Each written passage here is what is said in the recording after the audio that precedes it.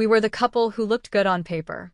The ones who never fought at dinner parties, always remembered birthdays, and smiled just a little too long for holiday photos. To anyone outside our front door, we were the kind of family that made people say, they've got it all figured out. But behind that door, behind the carefully curated Instagram feeds and the weekend Target runs, there was a silence I couldn't name. A pause in his affection I had chalked up to stress. A tiredness in his eyes I thought came from work travel and 2 young kids. I'm Jordan Matthews, 34, mother of 2, PDA secretary, devoted wife for what I thought was 7 solid years. It was a regular Tuesday evening when everything began to unravel. The kids were asleep early for once, the laundry was halfway folded, and Noah was in the shower. His phone buzzed on the bed next to me, nothing unusual. We didn't have a no-phones rule, but we respected each other's privacy. Still, something about the preview caught my eye. Lisa commented on your photo. Miss you, babe, 2 hearts. I stared at it, blinking, confused. We had no friend named Lisa. Not a cousin. Not a coworker. Not anyone I remembered from Noah's endless stories about the guys at work or his weekly trivia night. I clicked on the notification, fully expecting it to be some weird spam account or maybe even a prank. But instead, it opened up a Facebook profile I had never seen before. It was Noah's face, my Noah, but with a different last name, Noah Matthews. Just 1 letter off from our real name, Matthews. Everything else was him, his smile, his smirk, the way he stood slightly tilted like he hated getting his picture taken. But these weren't our family photos. These were pictures of him at a rooftop bar in Chicago, hiking in Colorado, holding hands with a woman I didn't know. A brunette in a red dress, her cheek pressed to his in the kind of photo that didn't leave room for innocence. I clicked deeper, scrolled faster. They were dating, or so it seemed. Dozens of photos, comments, hearts, inside jokes, posts on Valentine's Day and birthdays. Pictures taken during the same weekends he told me he was out of town for a conference or visiting his brother in Atlanta. I felt like I was watching my life split into 2 realities, one where I was his wife and mother of his children, and another where he was this carefree, doting boyfriend with no responsibilities. My heart beat so hard I could barely breathe. I felt like I was going to throw up, cry, and scream, all at once. When Noah came out of the shower, towel around his waist, whistling like nothing had changed, I couldn't even look at him. I just handed him his phone and muttered, "You got a message from Lisa." His face twitched. Just slightly. Enough. Who's Lisa? I asked. He blinked, then smiled. Oh, just someone from work. She's a little flirty with everyone. Ignore her. Lie. I knew it. I felt it in my bones. But I said nothing else that night. I tucked myself into bed next to him like I had for the past 2,500 nights. I let him hold me like he still had the right. And I waited. I needed more than a suspicious profile. I needed certainty. I needed a reason to burn it all down. The next morning, he kissed me goodbye like always, coffee breath and all, and I smiled like I meant it. Then I called out of work and started my investigation. First, I took screenshots of everything I could on that hidden Facebook. Every photo. Every comment. Then I made a private folder and emailed it to myself. Then to my sister, just in case anything ever happened to me. Then came the late-night stalking sessions, checking his recent likes, cross-referencing flight times with the photo timestamps, finding hotel receipts from our joint account that didn't match the cities he claimed to visit. And the whole time I was pretending to love him, pretending to believe him, pretending I wasn't shattering inside every time he touched me with the same hands he used to hold her. I found out her name a few days later, Lisa Granger. She had a semi-private Facebook page, but just enough public posts to reveal the truth. She called him her rock, her best friend, and once, her husband. I remember staring at that post for over an hour, feeling like my own name had been erased. I wasn't just dealing with infidelity. I was staring into the abyss of a double life. Was he using us both? Was she the affair, or was I? The only thing I knew for sure was this. The man I married, the man who held our babies and built IKEA furniture on Sunday afternoons, He was a stranger. And strangers don't get to live happily ever after. Not with me. Not anymore. You don't just wake up one day and stop loving someone. Even when they lie. Even when they cheat. The pain doesn't turn into anger that easily. It takes time. A slow, aching process of realizing you've been living with a ghost.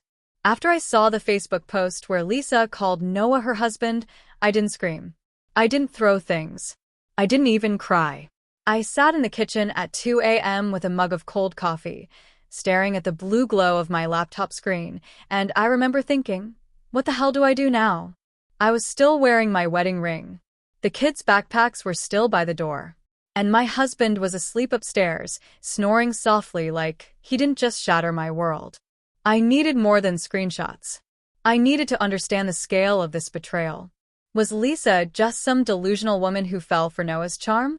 Or was she truly part of a secret life he built behind my back? So I made a fake Facebook profile. Name: Cassidy Jones. Profile pic: some influencer-type girl I found on Pinterest. Occupation: marketing assistant in Chicago. Then I sent Lisa a message. Hey Lisa, I saw your post about Noah Matthews. I'm considering hiring him for a project and wanted to check references. Are you two still working together? Polite. Professional. Safe. She responded within minutes. Yes. We're actually together, haha. He doesn't really advertise his freelance stuff, but he's brilliant. What kind of work are you looking for? Together. Not we dated. Not he helped me once. Together. I replied with a vague project pitch and asked if she could send me a few photos of his past work or them together at any company events. She happily obliged. And that's when the final nail in my heart drove in. One photo showed them at a beach in Cabo, cocktails in hand, the sunset behind them. I zoomed in. Noah was wearing the exact Hawaiian print shirt I had packed for him before his conference in LA. Another photo showed them in matching Christmas sweaters, standing next to a fake tree. Same tree I'd seen in our attic after he claimed he donated it to Goodwill. The captions were full of inside jokes. Cabin getaway with my forever two hearts. Lucky to have you, every single day, red heart. I don't know how long I stared. The walls around me didn't feel like home anymore. The kitchen smelled like betrayal. My hands were trembling. Every lie he told me now had a face, a time, a place. That night, I slept on the couch with my phone clutched to my chest, as if it could protect me from the truth I had uncovered. The next morning, I went into full survival mode. I contacted a divorce lawyer. Not to file, not yet. Just to ask questions. Figure out my rights. The kids. The house. The money. Because I knew what was coming. And it was going to be war. But then, everything escalated faster than I could imagine. Lisa messaged me again. Not to talk about Noah, but to tell me something unexpected. By the way, he mentioned possibly taking a break from consulting next month so we can travel more. I think we're going to elope. Don't tell anyone though, haha, grinning face with sweat. Elope. Yellow pea. That's when it clicked. She didn't think he might be hers. She believed he already was. I wanted to scream through the screen. I'm his wife, you idiot. We have 2 kids, a mortgage, and a joint Costco membership. But instead I froze. Because I realized something even worse. He might have married her already. I searched public marriage records online for every county in Nevada. It took a few hours, but there it was. Marriage license. Noah J. Matthews and Lisa Granger. Issued April 18, 2023. Las Vegas, Nevada. It wasn't a joke. It wasn't just cheating. It was bigamy. Illegal. Criminal. Unforgivable. He married her while still married to me. I was no longer just a scorned wife. I was a woman living in a legal nightmare. That evening, I watched Noah eat dinner like nothing was wrong. He asked about our daughter's science project. He offered to put the baby to bed. He even kissed me on the forehead and said, "Thanks for everything you do." I stared into his eyes and thought, how many versions of you exist? Because the one sitting across from me now, I didn't know him. I don't think I ever did. And now I had a choice. Confront him and blow it all up, or stay quiet, collect more proof, and destroy him on my own terms. Guess which one I picked? I never thought I'd find myself texting another woman my husband married. But here I was, pacing my living room like a caged animal, thumb hovering over my burner account screen. Lisa had no idea. She wasn't a mistress. She wasn't a homewrecker. She was a victim just like me. And once I realized that, something inside me shifted. Not grief. Not even rage. Strategy. So I texted her, this time not as Cassidy, the fake client, but as me. Lisa, you don't know me, but you deserve to know the truth. My name is Jordan Matthews. I'm Noah's wife. Legally. We've been married for 7 years and have 2 kids. I have proof. I'm not here to fight you.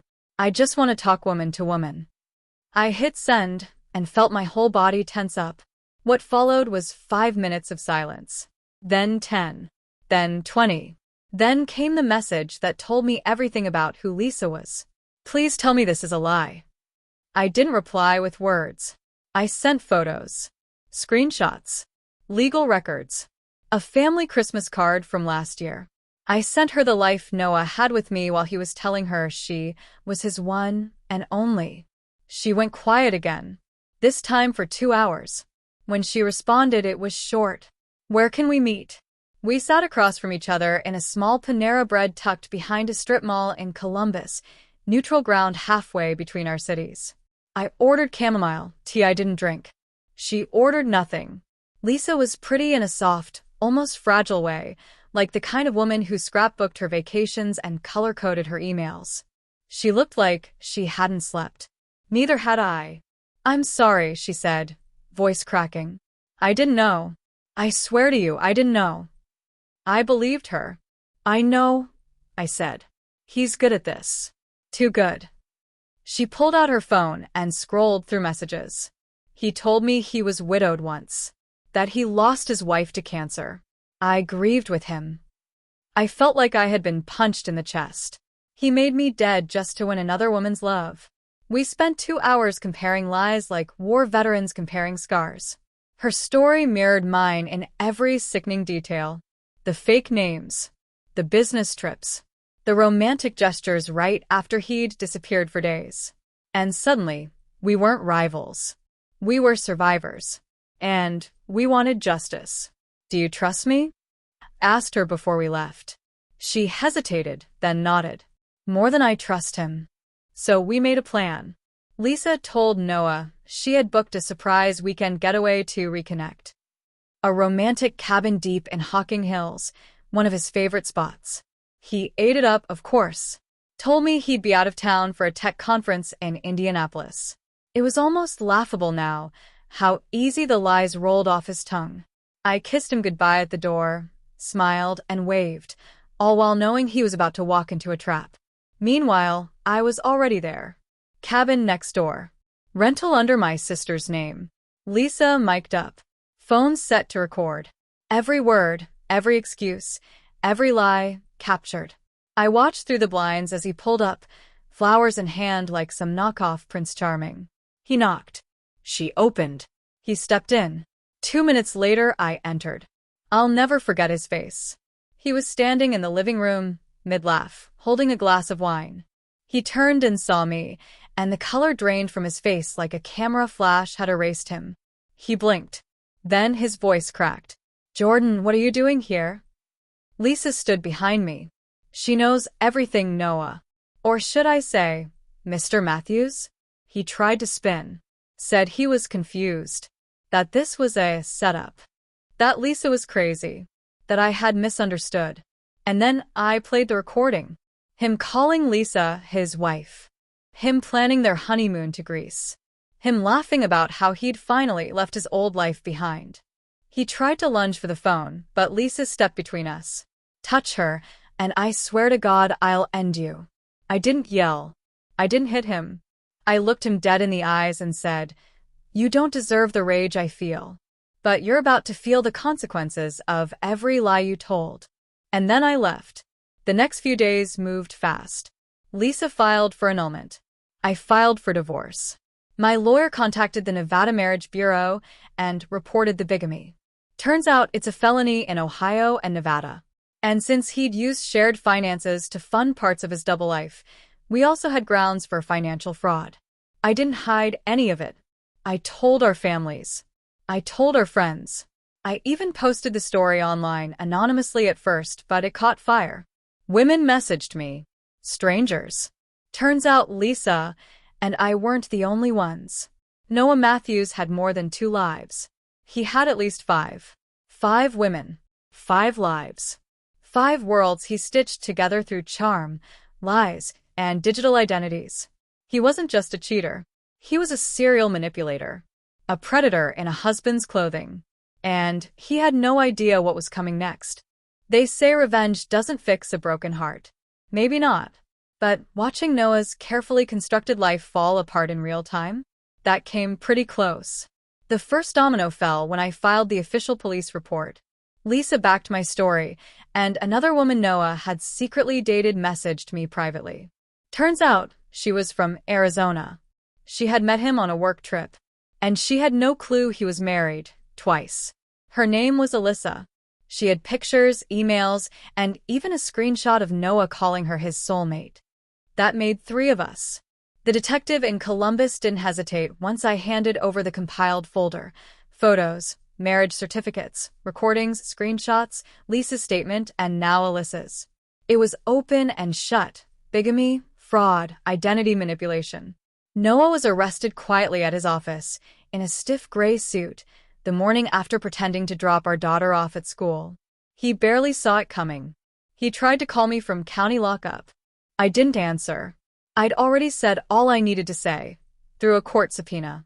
His mugshot hit local news 2 days later. Local tech consultant faces felony bigamy and fraud charges after secret double life revealed. The article didn't mention my name or Lisa's. But our neighbors knew. Our friends knew. Everyone who had ever envied our perfect little family now saw the truth. And suddenly, I wasn't embarrassed anymore. I was free. I kept it together for the kids. They didn't know the details, just that Daddy had to go away for a while. I refused to let his sickness infect their innocence. They still had smiles to protect. Lisa and I stayed in touch. Weirdly enough, trauma forged a bond that probably no friendship ever could. We'd check in, send memes, and occasionally toast each other on FaceTime with a cheers to not being stupid anymore. She told me once, "You saved me from a life I thought I wanted." I told her, "You gave me the courage to burn mine down." The divorce went through faster than expected. My lawyer was fierce, and with criminal charges hanging over Noah's head, he couldn't fight much. I got the house, full custody, and a judge-ordered financial settlement that came directly from his frozen business accounts. You know what else I got? His company's website. He forgot to renew the domain during his legal disaster. It was available for $12.99. So I bought it. And with the help of a friend who works in design, we turned it into a single-page site titled, "The Truth About Noah Matthews." No pictures. No hate. Just facts. Documents. Legal filings. A warning. The truth. In the open. Forever. Lisa cried when she saw it. "This is better than keying his car," she said. I agreed. It's been 7 months now. The dust has settled. The headlines have faded. Noah took a plea deal and served 6 months. Probation follows. His professional licenses are gone. His consulting business collapsed. His name? Pretty much radioactive. I don't miss him. But sometimes I miss who I thought he was. Still, I've learned how to build something stronger from the wreckage. The kids are doing okay. I started painting again. I even opened an Etsy shop, silly stuff like mugs and signs with funny quotes. The bestseller? Check his Facebook first. It makes people laugh. But I mean it. The last time I saw Noah was in court. He wouldn't look at me until the very end. But when he finally did, just a flicker of eye contact, I didn't see a monster. I didn't even see a man. I saw a scared little boy who thought love was a game he could play on loop. He thought he could control every piece on the board. But he forgot, some queens don't wait for checkmate. They flip the whole table. So no, this story didn't end with me broken. It ended with me reborn. And Noah? Well, he'll never reconnect with anyone again without wondering if the woman in front of him already knows the truth. Because I made sure the truth has teeth. Thank you so much for listening to my story. Your support means everything. If this story touched you or made you think, please subscribe to our channel for more real, powerful stories.